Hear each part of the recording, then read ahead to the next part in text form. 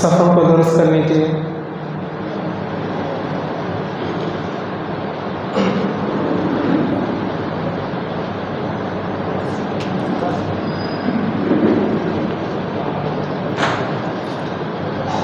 अल्लाहु अकबर।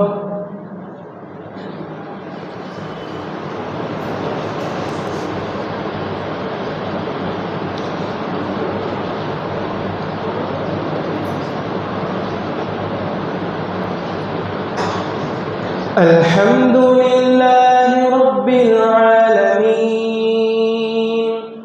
अर्रहमानिर रहीम मालिकि यौमिद्दीन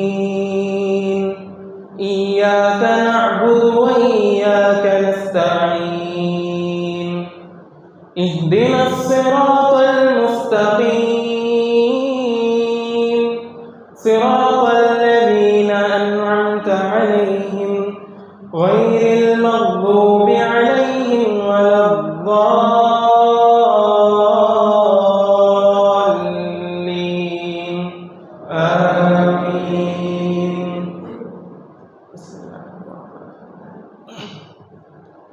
वन्नज्मि इज़ा हवा मा ضل صاحبكم وما غوى وما ينطق عن الهوى إن هو إلا وحي يوحى علمه شديد القوى ذو مرة فاستوى وهو بالأفق الأعلى ثم دنا فتدلى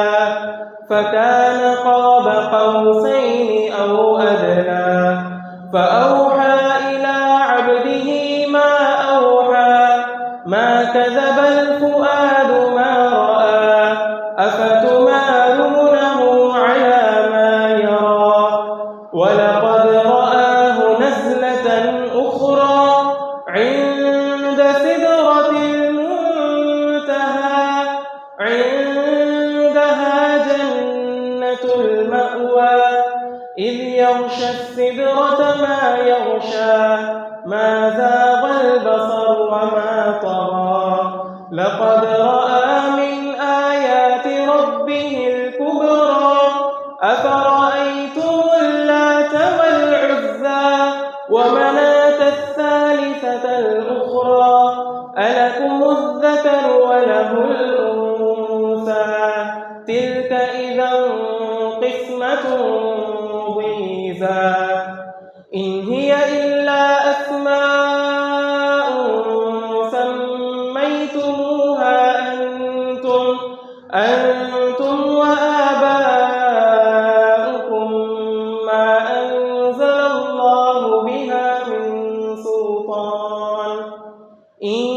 يتبعون إلا الظن وما تهوى الأنفس ولقد جاءهم من ربهم الهدى أم للإنسان ما تمنى فلله الآخرة والأولى وكم من ملك في السماوات لا تغني شفاعتهم شيئا إلا من بعد أن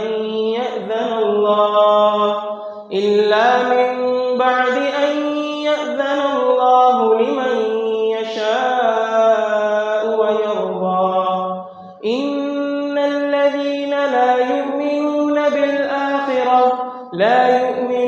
بالآخرة ليسمون الملائكة تسمية الأنثى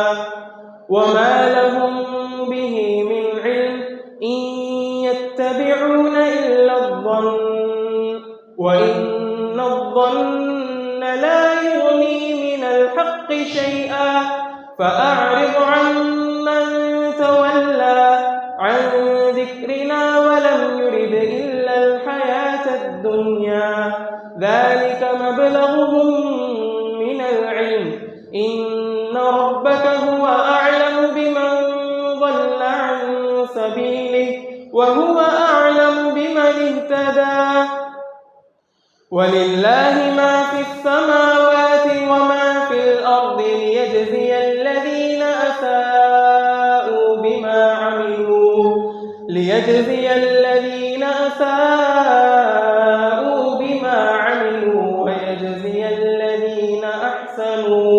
ويجزي الذين أحسنوا بالحسنى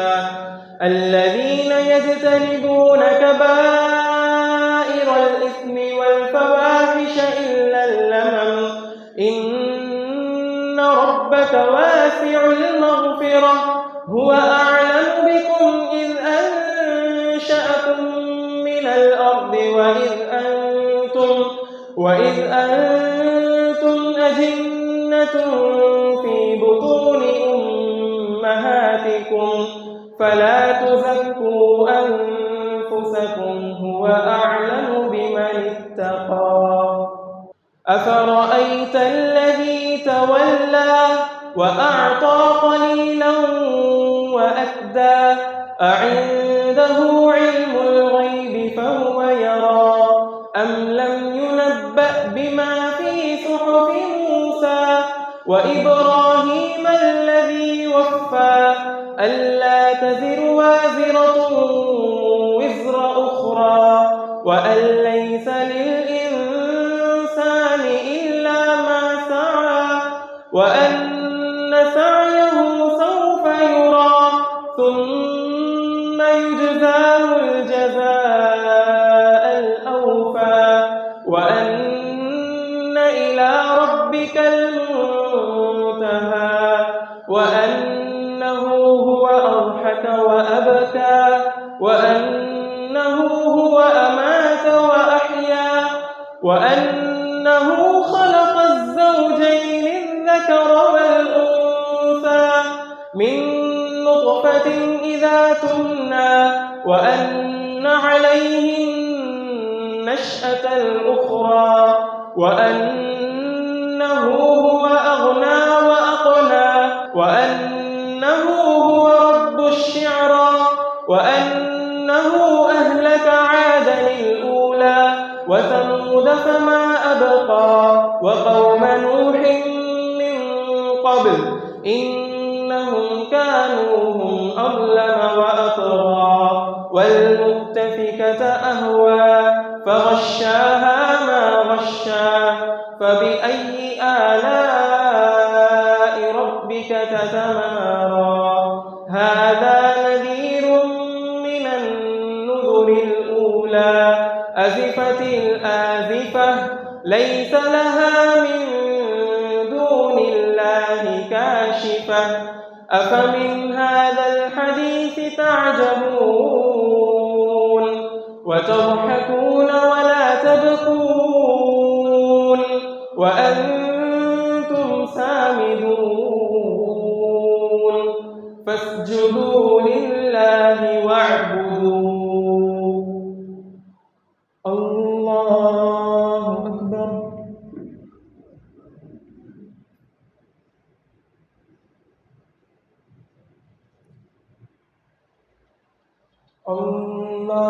الله أكبر اقتربت الساعة وانشق القمر وإن يروا آية يعرضوا ويقولوا سحر مستمر وكذبوا واتبعوا أهواءهم وكل أمر مستقر الله أكبر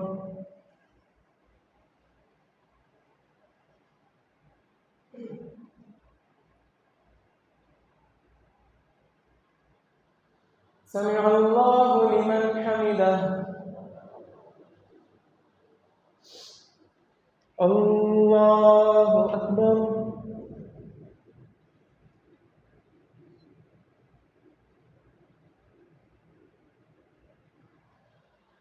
الله أكبر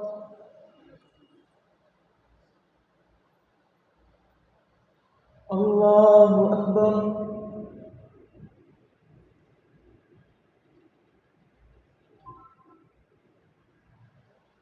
الله أكبر الحمد لله رب العالمين الرحمن الرحيم مالك يوم الدين إياك نعبد وإياك نستعين اهدنا الصراط المستقيم صراط الذين أنعمت عليهم غير المغضوب عليهم ولا الضالين آمين. اقتربت الساعة وانشق القمر وإن يروا آية يعرضوا ويقولوا سحر مستمر وكذبوا واتبعوا أهواءهم وكل أمر مستقر ولقد جاءهم من الأنباء ما فيه مزدجر حكمة بالغة فما تغني النذر كذبوا بآياتنا كلها فأخذناهم أخذ عزيز مقتدر فتول عنهم يوم يدعو الداعي إلى شيء نكر خش عن أبصارهم يخرجون من الأجداث كأنهم جراد منتشر مهطعين إلى الداع يقول الكافرون هذا يوم عسر كذبت قبلهم قوم نوح فكذبوا عبدنا وقالوا مجنون وازدجر فدعا ربه أني مغلوب فانتصر ففتحنا أبواب السماء بماء منهمر وفجرنا الأرض عيونا فالتقى الماء على أمر قد قدر وحملناه على ذات ألواح ودسر تجري بأعيننا جزاء لمن كان كفر ولقد تركناها آية فهل من مدكر فكيف كان عذابي ونذر ولقد يسرنا القرآن للذكر فهل من مدكر كذبت عاد فكيف كان عذابي ونذر إنا أرسلنا عليهم ريحا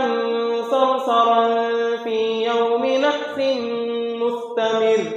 تنزع الناس كأنهم أعجاز نخل منقعر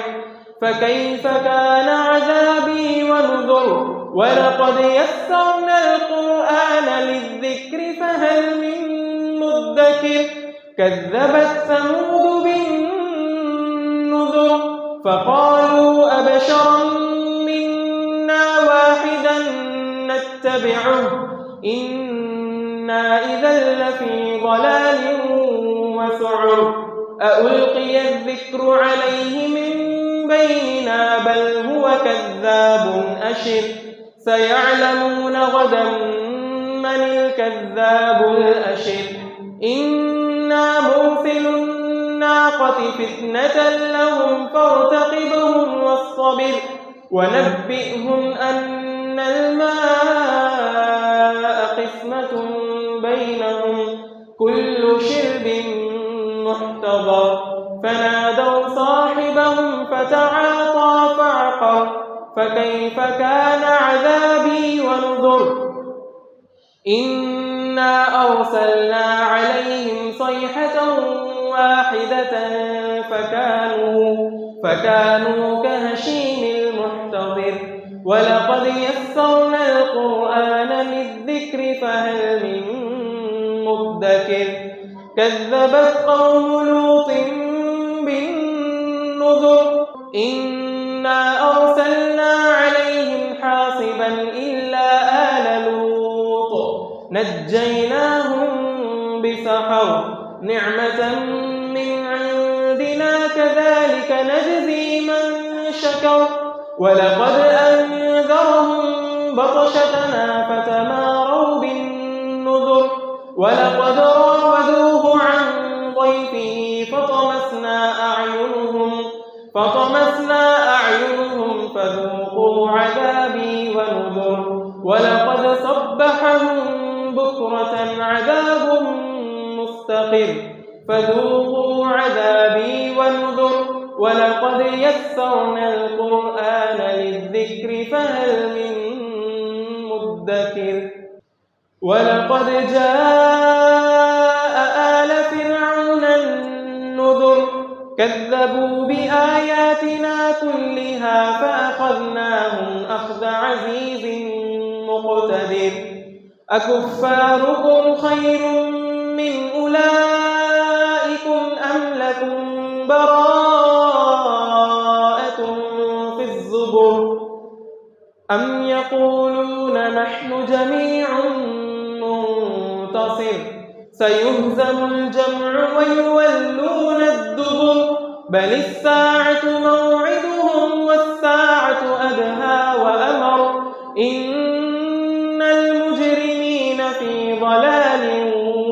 وسعر يوم يسحبون في النار على وجوههم ذوقوا مس سقر إنا كل شيء خلقناه بقدر وما أمرنا إلا واحدة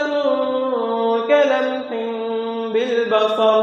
ولقد أهلكنا أشياعكم فهل من مدكر ولقد أهلكنا أشياعكم فهل من مدكر وكل شيء فعلوه في الزبر وكل صغير وكبير مستقر إن المتقين في جنات ونهر في مقعد صدق عند مليك مقتدر الله أكبر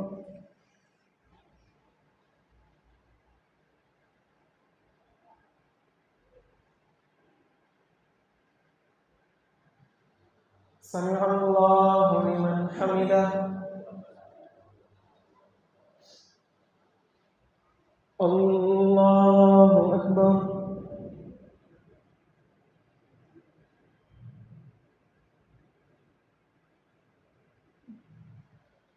الله أكبر الله أكبر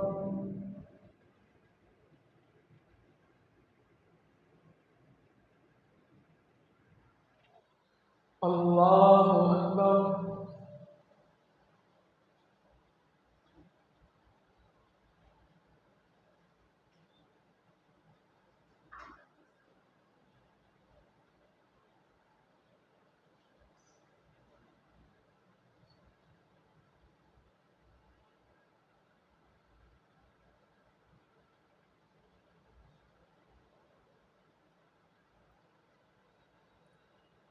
السلام عليكم ورحمة الله السلام عليكم ورحمة الله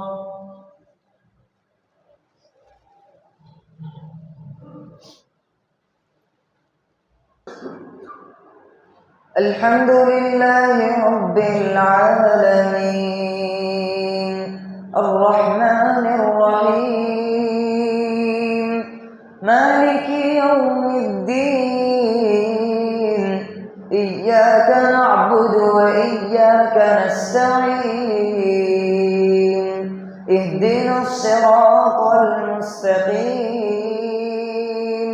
صراط الذين أنعمت عليهم غير المغضوب عليهم ولا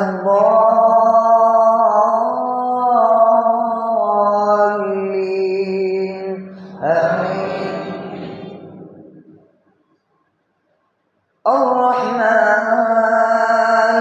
علم القرآن خلق الإنسان علمه البيان الشمس والقمر بحسبان والنجم والشجر يسجدان والسماء رفعها ووضع الميزان ألا تطغوا في الميزان وأقيموا الوزن بالقسط ولا تخسروا الميزان والأرض وضعها للأنام فيها فاكهة والنخل ذات الأكمام والحب ذو العصف والريحان فبأي آلاء ربكما تكذبان خلق الإنسان من صلصال كالفخار وخلق الجان من مارج من نار فبأي آلاء ربكما تكذبان رب المشرقين ورب المغربين فبأي آلاء ربكما تكذبان مرج البحرين يلتقيان بينهما برزخ لا يبغيان فبأي آلاء ربكما تكذبان يخرج منهما اللؤلؤ والمرجان فبأي آلاء ربكما تكذبان وله الجوار المنشآت في البحر كالأعلام فبأي آلاء ربكما تكذبان كل من عليها فان ويبقى وجه ربك ذو الجلال والإكرام فبأي آلاء ربكما تكذبان يسأله من في السماوات والأرض كل يوم هو في شأن فبأي آلاء ربكما تكذبان سنفرغ لكم أيها الثقلان فبأي آلاء ربكما تكذبان يا معشر الجن والإنس إن استطعتم أن تنفذوا من أقطار السماوات والأرض فانفذوا لا تنفذون إلا بسلطان فبأي آلاء ربكما تكذبان يرسل عليكما شواظ من نار ونحاس فلا تنتصران فبأي آلاء ربكما تكذبان فإذا انشقت السماء فكانت وردة كالدهان فبأي آلاء ربكما تكذبان فيومئذ لا يسأل عن ذنبه إنس ولا جان فبأي آلاء ربكما تكذبان يعرف المجرمون بسيماهم فيؤخذ بالنواصي والأقدام فبأي آلاء ربكما ربكما تكذبان هذه جهنم التي يكذب بها المجرمون يطوفون بينها وبين حميم آن فبأي آلاء ربكما تكذبان ولمن خاف مقام ربه جنتان فبأي آلاء ربكما تكذبان ذواتا أفنان فبأي آلاء ربكما تكذبان فيهما عينان تجريان فبأي آلاء ربكما تكذبان فيهما من كل فاكهة زوجان فبأي آلاء ربكما تكذبان متكئين على فرش بطائنها من استبرق وجنى الجنتين دان فبأي آلاء ربكما تكذبان فيهن قاصرات الطرف لم يطمثهن إنس قبلهم ولا جان فبأي آلاء ربكما تكذبان كأنهن الياقوت والمرجان فبأي آلاء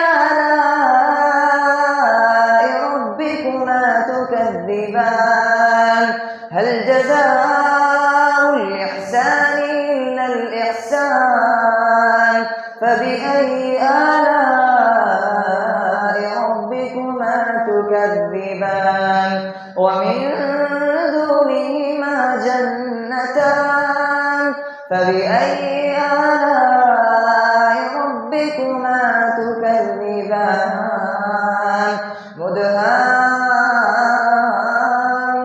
مدهامتان فبأي آلاء ربكما تكذبان فيهما عينان نضاختان فبأي آلاء ربكما تكذبان فيهما فاكهة ونخل ورمان فبأي آلاء ربكما تكذبان فيهن خيرات حسان فبأي آلاء ربكما تكذبان حور مقصورات في الخيام فبأي آلاء ربكما تكذبان لم يطمثهن إنس قبلهم ولا جان فبأي آلاء ربكما تكذبان متكئين على رفرف خضر وعبقري حسان فبأي آلاء ربكما تكذبان تبارك اسم ربك ذي الجلال والإكرام الله أكبر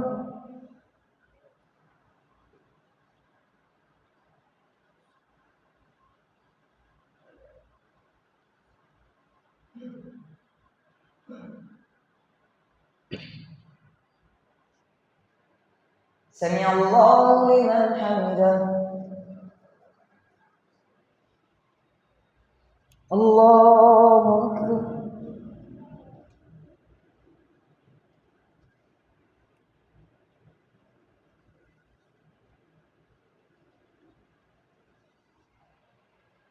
الله أكبر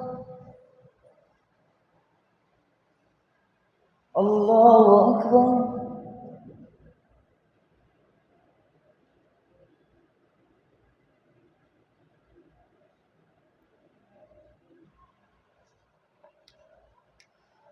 الله أكبر. الحمد لله رب العالمين الرحمن الرحيم مالك يوم الدين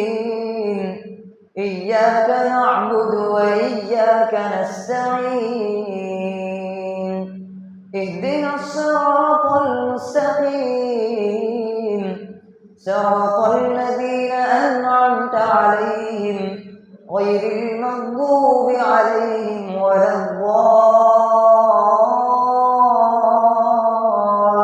الضالين آمين.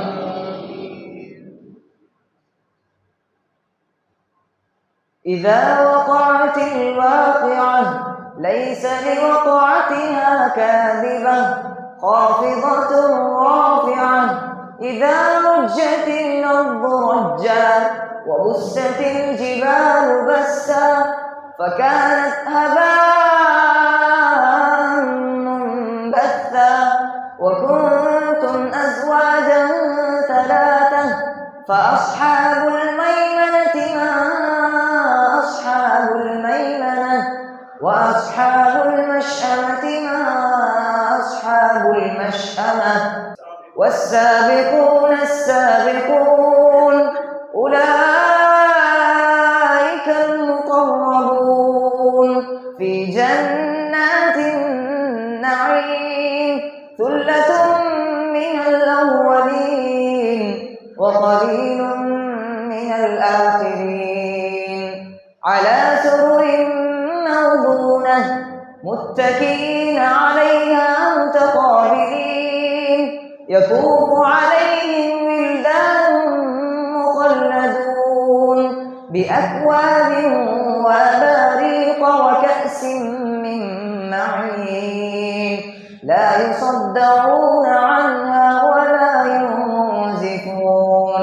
وفاكهة مما يتخيرون ولحم طير مما يشتهون وحور عين كأمثال اللؤلؤ المكنون جزاء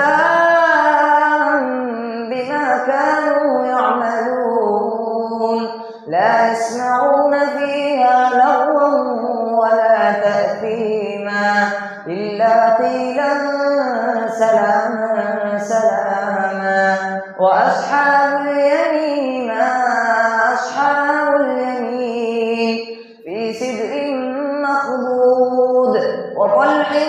منضود وظل ممدود وماء مسكوب وفاكهة كثيرة لا مقطوعة ولا ممنوعة وفرش مرفوعة إنا أنشأناهن إنشاء فجعلناهن أبكارا عربا أترابا لأصحاب اليمين ثلة من الأولين وثلة من الآخرين وأصحاب الشمال ما أصحاب الشمال في سموم وحميم وظل من يحموم لا بارد ولا كريم إنهم كانوا قبل ذلك مترفين وكانوا يصرون على الحنث العظيم وكانوا يقولون إذا متنا وكنا ترابا وعظاما أئنا لمبعوثون أوآباؤنا الأولون قل إن الأولين والآخرين لمجموعون إلى ميقات يوم معلوم ثم إنكم أيها الضالون المكذبون لآكلون من شجر من زقوم فمالئون منها البطون فشاربون فشاربون شرب الهيم هذا نزلهم يوم الدين نحن خلقناكم فلولا تصدقون أفرأيتم ما تمنون أأنتم تخلقونه أم نحن الخالقون نحن قدرنا بينكم الموت وما نحن بمسبوقين على أن نبدل أمثالكم وننشئكم فيما لا تعلمون ولقد علمتم النشأة الأولى فلولا تذكرون أفرأيتم ما تحرثون أأنتم تزرعونه أم نحن الزارعون لو نشاء لجعلناه حطاما فظلتم تفكهون إنا لمغرمون بل نحن محرومون أفرأيتم الماء الذي تشربون أأنتم أنزلتموه من المزن أم نحن المنزلون لو نشاء جعلناه أجاجا فلولا تشكرون أفرأيتم النار التي تورون أأنتم أنشأتم شجرتها أم نحن المنشئون نحن جعلناها تذكرة ومتاعا للمقوين فسبح باسم ربك العظيم فلا أقسم بمواقع النجوم وإنه لقسم لو تعلمون عظيم إنه لقرآن كريم في كتاب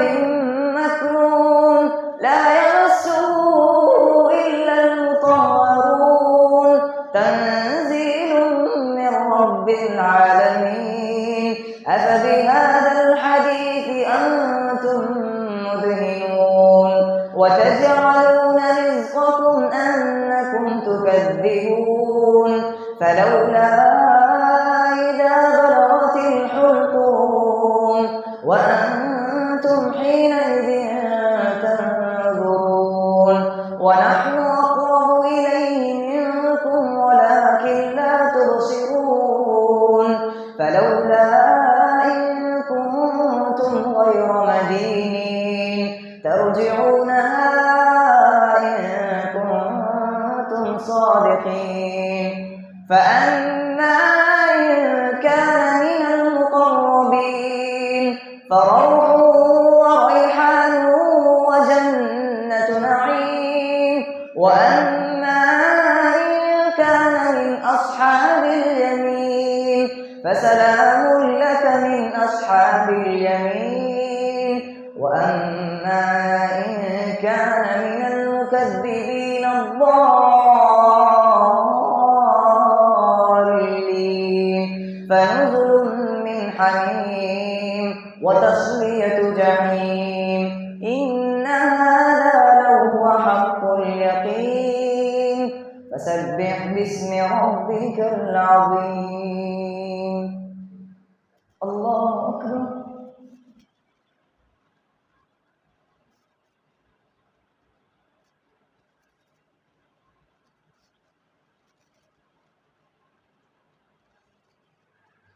سمع الله لمن حمده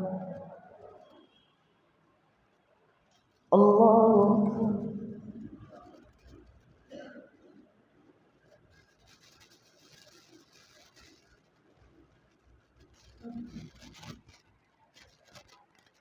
الله أكبر الله أكبر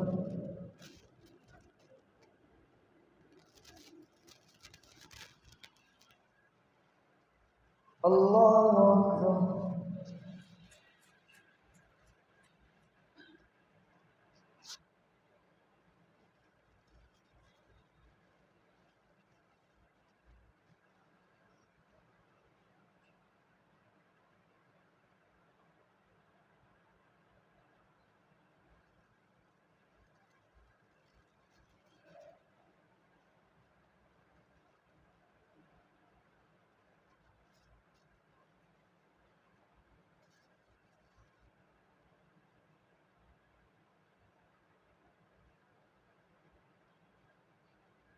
السلام عليكم ورحمة الله.